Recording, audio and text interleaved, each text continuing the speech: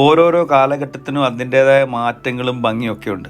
നമ്മൾ 90കളിലെ ആളുകൾക്ക് ഈ ഒരു ഓർമ്മകൾ വളരെ വളരെ സന്തോഷം ഉണ്ടാക്കുന്നതായിരിക്കും ഒരു പരിധിവരെ, അല്ലേ?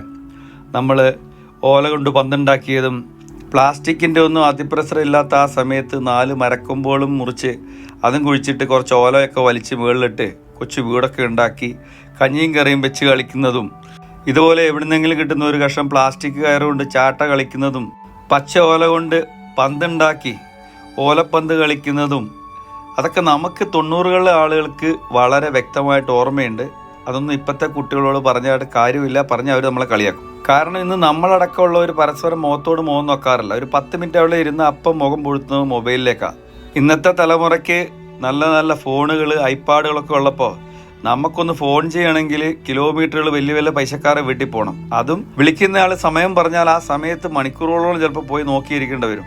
ഇനിയിപ്പോൾ മഴക്കാലത്തെങ്ങാനെ ഫോൺ വിളിക്കുന്നെങ്കിൽ പൊട്ടലും ചീറ്റലും കൊണ്ട് അങ്ങ് പറയുന്ന പലത് കേൾക്കാറില്ല.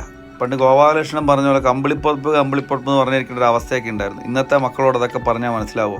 പക്ഷേ ഈ ആധുനിക കാലത്തിൻ്റെ സുഖ സൗകര്യങ്ങൾ നമ്മളടക്കമുള്ളവർ അനുഭവിക്കുമ്പോൾ ആ പഴയ ഓർമ്മകൾ നമ്മളെ സ്വാധീനിക്കുന്ന ഇത്തരം കാഴ്ചകൾ കാണുമ്പോഴാണ്. എന്തായാലും ആ പഴയ കാലത്തേക്ക് തിരിച്ചു പോകാൻ ഒരു അവസരം കിട്ടിയിരുന്നെങ്കിൽ ഈ 2026-ലും അതാണ് എനിക്കിഷ്ടം. നിങ്ങൾക്കോ?